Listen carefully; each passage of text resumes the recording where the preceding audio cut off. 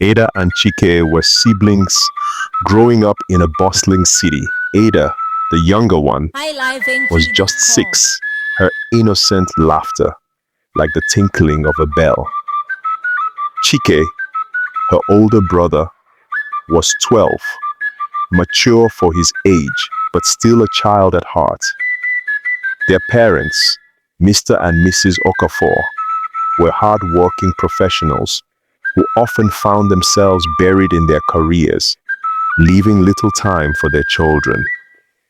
With the advent of smartphones, tablets, and an internet connection, the Okafor household was never short of entertainment. The parents, exhausted after long work days, had unwittingly entrusted Ada and Chike's free time to the screens. They're just watching cartoons, Mr. Okafor often justified, shrugging off his wife's occasional concerns. What harm can it do? Initially, it seemed harmless. Chike discovered YouTube and started exploring videos on his own. Ada, enchanted by her brother's choices, always watched whatever he did. But as the days passed, the algorithm led them to darker corners of the internet. What began as innocent animated series evolved into disturbing videos masked as children's content.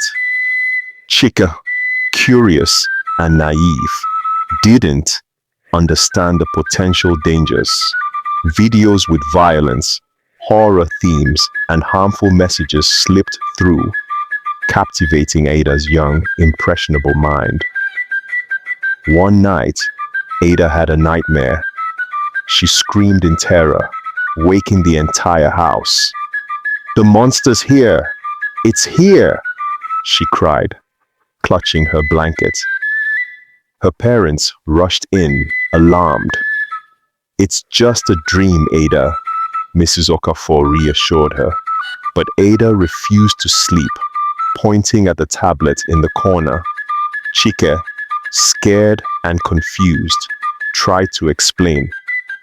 "It was just a funny video, Mom. I didn't know it was bad." Over time, Ada became withdrawn. She started drawing scary images, monsters with sharp teeth, and people screaming. At school, her teacher called home, expressing concern about her behavior. Ada talks about things no child her age should know, the teacher said gently. Chike, on the other hand, grew more aggressive.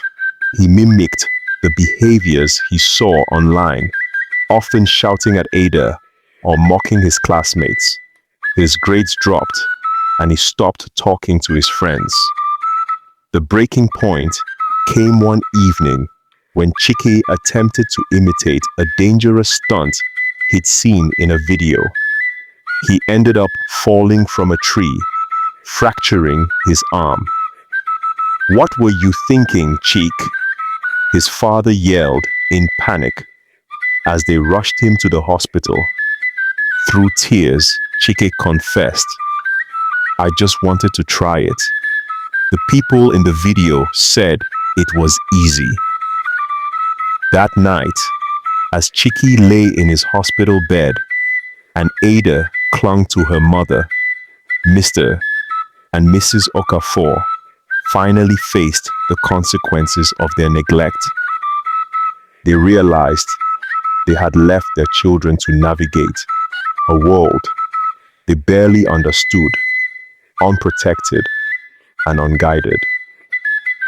Back home, the parents took action.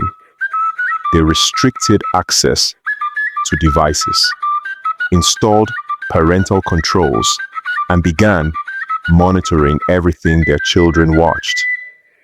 More importantly, they started spending quality time with Ada and Chike. "We'll play games together, read stories, and talk more," Mrs. Okafor promised, stroking Ada's hair. Mr. Okafor nodded, guilt etched on his face. We've been too busy, but that changes now.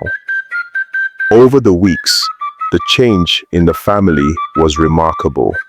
Ada slowly returned to her cheerful self, drawing flowers instead of monsters.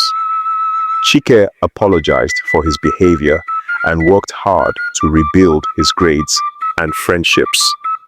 The siblings laughed together again, this time over board games and bedtime stories read by their parents. The Okafors learned a valuable lesson. Children need guidance, love, and protection, not just from physical dangers, but also from the virtual world. Neglecting this responsibility can have lasting consequences, but it's never too late to change. From then on, the Okafor family prioritized connection over convenience, ensuring their children grew up in a safe, nurturing environment, shielded from the shadows of uncensored content.